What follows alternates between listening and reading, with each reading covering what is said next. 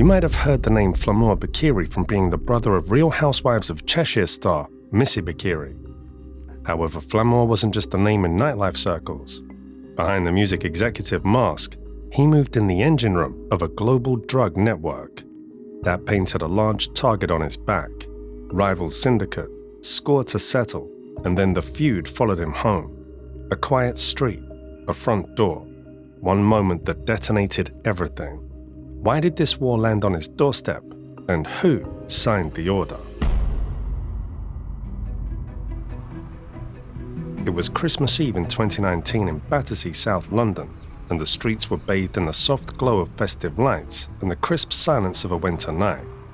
Flamur Beqiri and his family should have been enjoying that peaceful holiday moment. The 36-year-old and his wife, Deborah, were walking home after a festive dinner, their young 2-year-old son giggling in his mother's arms. Flamur had wrapped a few presents that evening and clutched them warmly as they turned onto their quiet residential street. In an instant, the holiday calm was shattered by the crack of gunfire. Neighbors were jolted from their homes by the rapid burst of shots. 8-10 shots, one resident would later recall, describing the sudden eruption of violence. In a heartbeat, people flooded into the street. An elderly woman, Victoria, rushed outside thinking at first that the noise might be fireworks. Instead, she was met with a scene of horror. Flamur Beqiri lay face up on the stone doorstep of his own home, blood pooling under him. His wife Deborah was crouched by his side, clutching their little boy tightly to her chest while wailing in terror. The toddler, confused and frightened, squirmed in his mother's arms as the first responders rushed to the bloody threshold. Flamur was the focal point of a living nightmare. He lay sprawled on the step, multiple bullets having ripped into his back and torso. Deborah, her eyes wide with shock and horror, threw herself protectively over their son, trying to shield him from the carnage unfolding mere feet away. Neighbors who had just moments before been sipping hot chocolate or putting the finishing touches on Christmas preparations now stood rooted in place. Some had at first thought the noises were fireworks until they saw Flamur's body and heard Deborah's gut-wrenching screams. Within minutes, the street was a chaotic scene of sirens, flashing blue lights and frantic shouts. Paramedics and police officers burst onto the scene, but the gunshot wounds were too grievous. Flamur Beqiri, a husband and father, was pronounced dead right there on his doorstep. The reality of what had occurred sank in with terrifying clarity. This was no accident. Flamur had been deliberately targeted. As the street swarmed with police tape and forensic technicians at work, the question burning on everyone's mind was obvious. Why him? Who would strike down a man on Christmas Eve in front of his own family? To neighbors on Balmoral Road, Flamur had been simply known as a friendly, successful businessman, a Swedish-born record label executive married to Deborah in 2018 with a young child and a second baby asleep upstairs at the time. He was also the brother of Missé Beqiri, a reality TV personality from the Real Housewives of Cheshire, which only added to the shock that had struck this quiet London suburb. The police wasted no time in grasping the grim truth. Scotland Yard detectives noted that this could not have been a random mugging or a burglary gone wrong. Nothing had been stolen from Flamur's pockets or home. The intruder had risked exposing himself by firing publicly, taking the chance of witnesses simply to ensure that Flamur died. Detective Chief Inspector Jamie Stevenson held a press briefing later on Christmas Day, looking tired but grave. He appealed to anyone with information, remarking that the family had been devastated by this horrible event. He stressed the chilling fact that Flamur had been gunned down just yards from his front door, with his wife and child standing by. Officers would later point out that Flamur's killing made him the 142nd homicide in London that year, the highest annual total in over a decade, a grim statistic underscoring just how extraordinary it was for such violence to erupt on a seemingly ordinary Christmas Eve. But to the people on that street, it was not a statistic at all, but a night of unspeakable terror. As dawn broke on Christmas Day, the crime scene remained under lockdown. Forensic teams in white coveralls crouched over the driveway, tagging bullet casings and tracing every footprint in the snow. Inside Flamur's home, officers gently comforted Deborah as she huddled with her sobbing son. Upstairs, the Beqiri's 3-month-old baby had awoken and started crying, unsettled by the commotion. Deborah's parents, who were visiting for the holiday, rushed from the living room to find Flamur lying on the cold stone. Their own Christmas celebration had turned into a surreal nightmare. Floral wreaths and candles soon began to accumulate on the spot outside the door, a stark Christmas memorial for the fallen father. Before long, it became clear to authorities that this killing was not an isolated act of local crime, but part of something far more sinister. Investigators in London and Sweden started exchanging information. Flamur Beqiri was not just a music entrepreneur, he had spent years entrenched in the narcotics underworld. In Stockholm and Malmö, he and a small cadre of friends had built a drug trafficking empire that funneled cocaine and cannabis across Europe. He moved to the UK in 2016 and launched a legitimate front as a record label boss, but behind the scenes, he ran a sophisticated laundering operation. One of his closest allies was Naif Adawi, infamous for organizing a €7 million bank heist in Denmark. Together with associates like Daniel Petrovsky, Flamur's network had become known in police circles as a major international drug ring. Power and money in that world bred enemies. By 2019, a bitter feud had erupted between Flamur's syndicate and a rival network led by a young boss named Missé Beqiri. The rivalry had already turned deadly.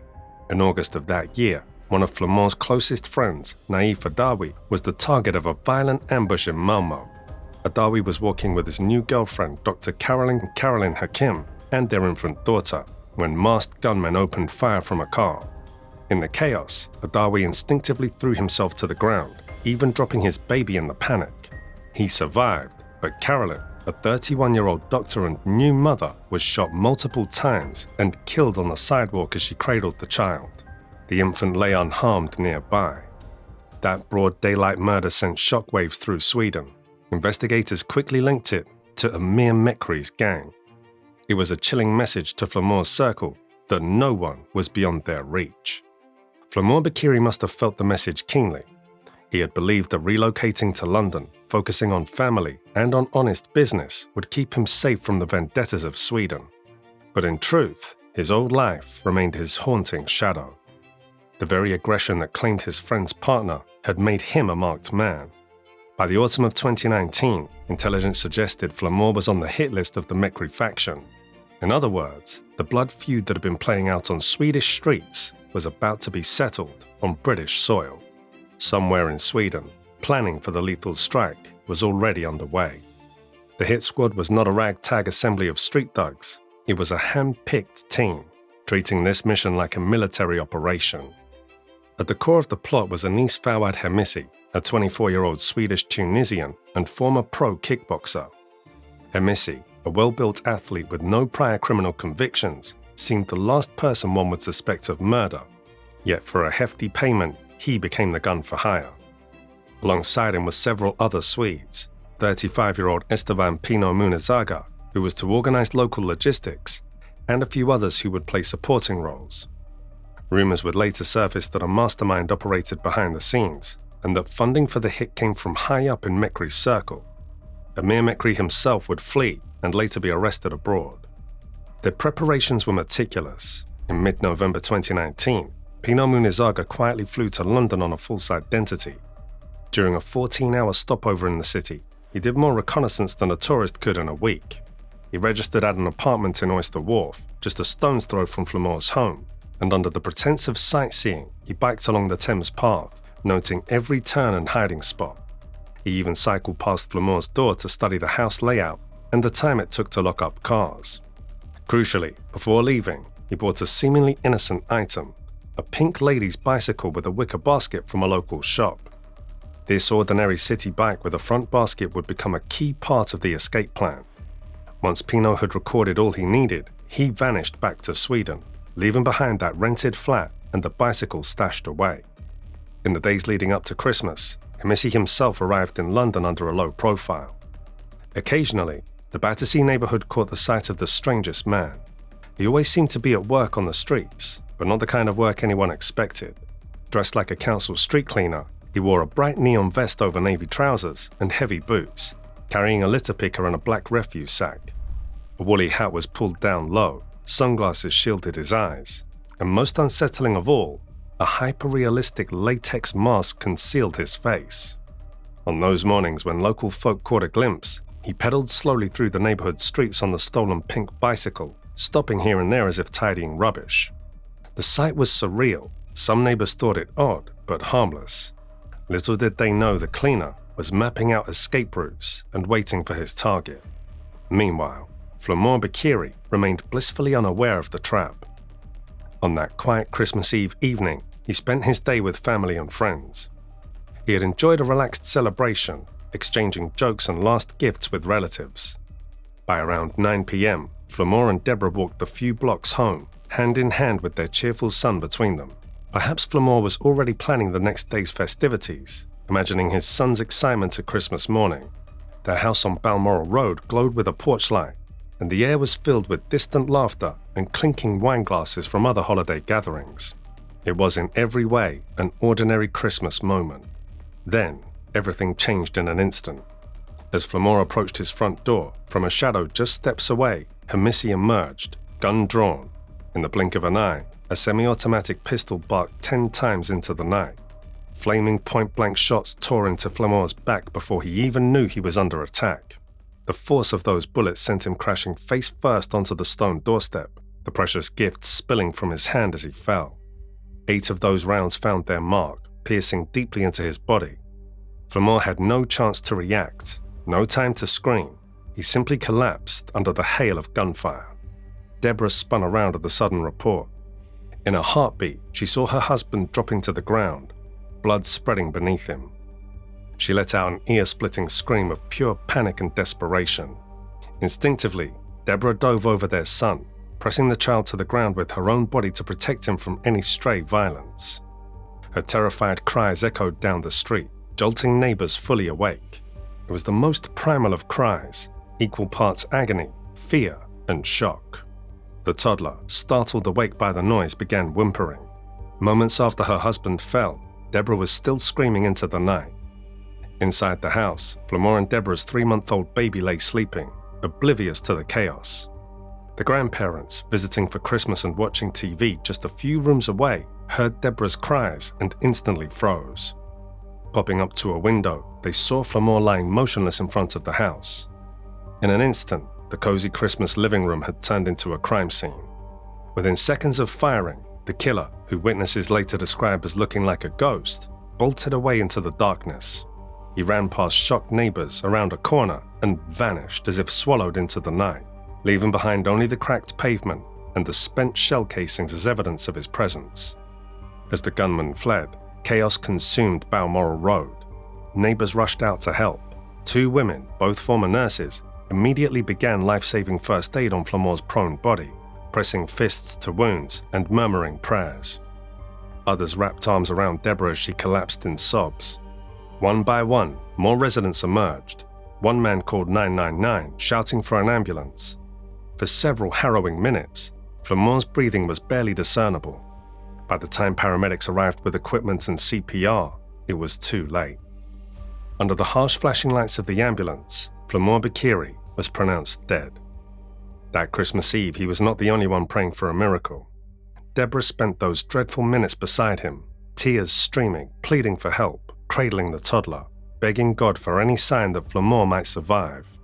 Neighbors and first responders begged the same from inside, but bullets had done their devastating work. Before midnight, in homes all over London, families were unwrapping presents. On Flamur's doorstep, a family lost its patriarch. As news of the shooting broke, the Metropolitan Police treated it as an extraordinarily complex case from the start. Officers noted it was the kind of execution-style killing that the city rarely saw in daylight. Detective Chief Inspector Stevenson summarized the horror. Flamur had been returning home with his wife and child when a gunman approached and fired. It was a brazen, targeted killing, he told the press. He admitted to reporters that the family was devastated and asked for any witnesses. Even as the investigation was in its infancy, senior detectives were already piecing together clues. In fact, they would later reveal Flamur's murder was the 142nd homicide London recorded in 2019, the highest annual total in over a decade. It was a grim statistic for the city, but to those in Battersea, it was an unfathomable personal tragedy. Inside the now silent house, officers comforted Deborah and her family, while cordons and flashing lights kept others at bay. Forensic teams combed every inch of the street. They recovered casings from the semi-automatic pistol, marks that would match later if the weapon were found.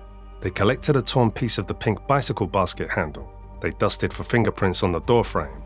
By the next morning, detectives had snapped into place enough pieces to see the broad outline of what had occurred. This was a carefully planned professional hit, the killing of a specific target. London police reached out internationally, suspicion already aimed at known Swedish gang conflicts. The public was ravenous for answers, especially when it came to Flamur's identity. Tabloid headlines blared, reality star's brother slain, and music producer killed on doorstep. Investigative reporters learned that Flamur had co-founded 2020 Records and had a lavish wedding on Lake Como, painting the picture of a self-made businessman. But as details emerged through the investigation, the police narrative soon overshadowed the glossy portrait. It became known that Flamur's professional persona concealed a double life. Prosecutors at the later trial would call him a kingpin in an international drugs gang. Evidence began to trickle out about the plot. Witnesses in Sweden confirmed an ongoing feud, and law enforcement quietly said they were chasing leads from Malmö to Battersea. In fact, once word got out that Flamur's murder was tied to the Scandinavian underworld, the British public saw that this was no isolated incident. It fit the pattern of a ruthless vendetta.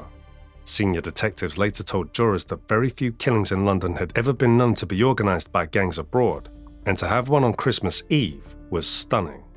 Even seasoned officers admitted they had not anticipated solving a case that began with a disguised killer on a suburban street. Over the ensuing weeks, the story escalated into a transnational thriller. The victim was not just an innocent family man, as his wife had always thought, but a player in a deadly European crime war. Behind the scenes, investigators moved quickly to dismantle the hit team. By January 2020, most of the puzzle was in place. Using travel records and CCTV, they identified Missé and tracked his movements. He had flown to London on December 20th and stayed just long enough to complete his grim mission. After the shooting, Missé had quietly caught a plane to Copenhagen, Denmark, and then disappeared off police radar for a time, spending the holidays in Thailand as if on vacation. The authorities found that suspicious. They issued a European arrest warrant.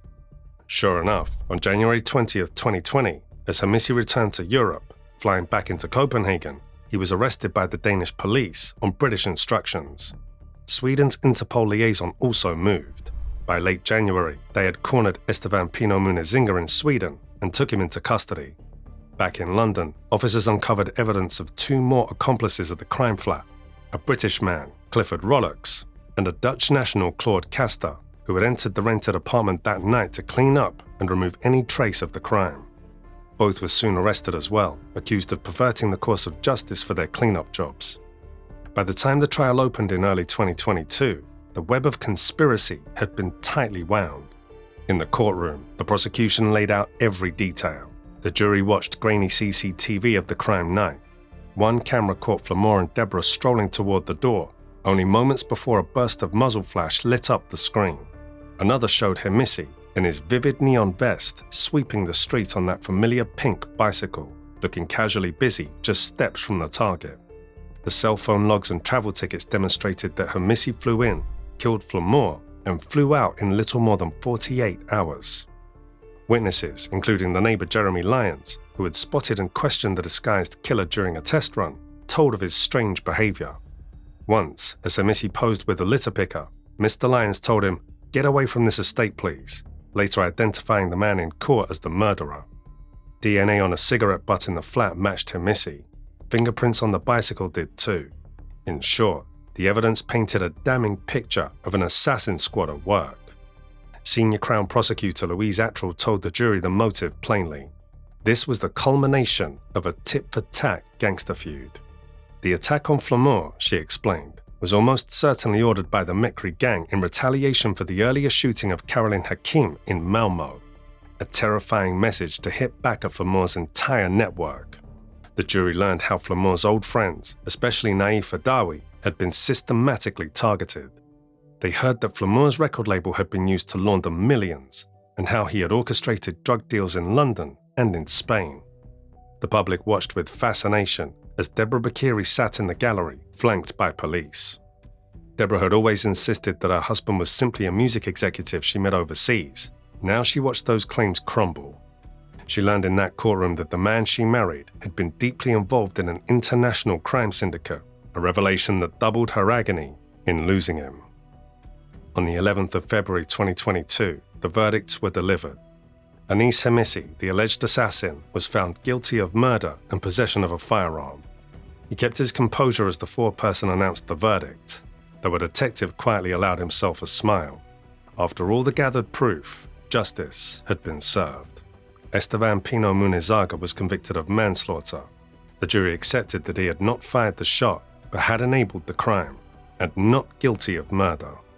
Clifford Rollocks and Claude Castor were each convicted of perverting the course of justice for their cleanup role. Another two accomplices, Tobias Anderson and Bawa Correa, were acquitted due to lack of direct evidence. Notably, one figure remained beyond reach. Missé Beqiri himself was on the run, but he would later fall in 2020 in a global police sweep. At sentencing, Mrs. Justice Chima Grubb spoke with solemn gravity. She reminded the courtroom of Flamur's two identities, that he had been a son, a partner, and a father, whose life had been cut short before his children could really know him. Nothing this court does can reconcile those who loved him to their loss, she said. She turned to Hemisi and condemned the cruelty of the execution. Flamur had been killed as he walked home with his family on Christmas Eve, an innocent moment shattered. She called Hemisi a gun for hire and took care to highlight the planning it took to carry out this attack across borders. The judge uttered words that would be reported around the world. This was international crime at its most brutal. Hemisi, then just 24, received life imprisonment with a minimum of 35 years to serve. Esteban Pino Munizaga was given 15 years, serving 2/3, acknowledging he played a significant part in enabling the murder. Rollocks and Castor each got 3 years for their attempts to erase evidence. Through the glass of the prison dock, those convicted heard the weight of their verdicts and sentences as if they were echoes of the gunshots themselves. With that, a sense of closure finally began to form for law enforcement. The police had identified and caught the perpetrators, a rare victory in the shadowy world of organized crime. More importantly, the cycle of revenge that led to Flamur's death was finally breaking. Swedish and Danish authorities seized the opportunity to round up other gang members while the networks were exposed. Several associates of the Petrovsky gang were charged, and soon the mighty name of Missé Beqiri fell as he was captured in Dubai in June 2020. By the end of that year, most of the key players on both sides of the feud were either behind bars or facing court. The brutal tit-for-tat carnage that had spilled over international borders was effectively halted, at least for now, by the combined crackdown. For those who loved Flamur, however, the end of the legal process could never erase the personal tragedy. Deborah Beqiri walked out of court with her husband's ashes and the stark truth of his secret life. She would spend the rest of her days explaining to their children that their father was a hero at home and a gangster abroad, and mourning the loss of the man she had known.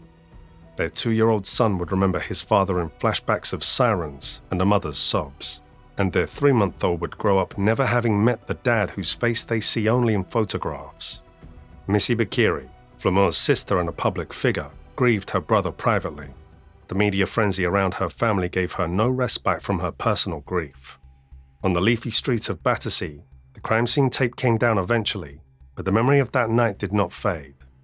Even now, neighbors who were not directly involved say they still pause when passing Flamur's old house. The story of that Christmas Eve killing became a cautionary tale, a reminder that the international drug wars can reach out and strike in the most unlikely places.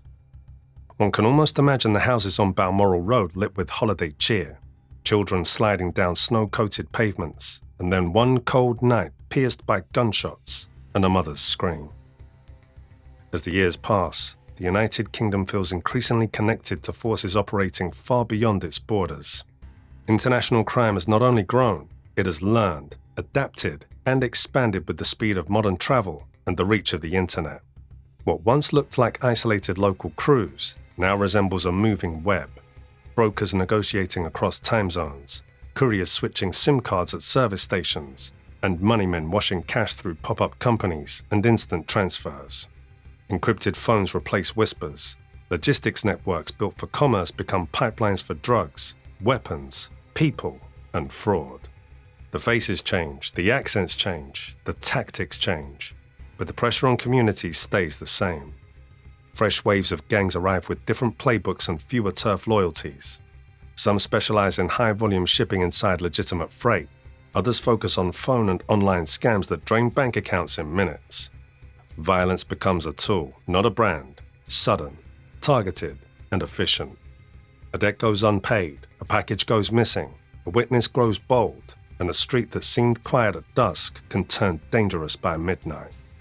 Police adapt, but so do the offenders, testing new routes, new fronts, and new ways to stay invisible until the moment they strike. Does politics drive this surge? That debate will continue, and every side will point to a different cause. Too soft or too strict, borders too open or too closed, resources spread too thin or used in the wrong place. What cannot be argued is the effect. The risks on the street are real and rising. Shopkeepers install shutters a bit earlier. Parents text their teenagers one more time. Officers answering calls find that a simple disturbance may sit on top of an international operation with strings leading overseas. As the Christmas lights continue to twinkle each year on that suburban street, they cast a gentle glow on a memory that will not easily be forgotten. The echo of Deborah's terror-stricken cry and the gleam of those spent brass bullet casings remain etched in the minds of all who saw the aftermath. That deadly hit on Christmas Eve 2019 was not just another headline. It was a chilling demonstration of how far the tentacles of organized crime can extend, even to the doorway of an unsuspecting family.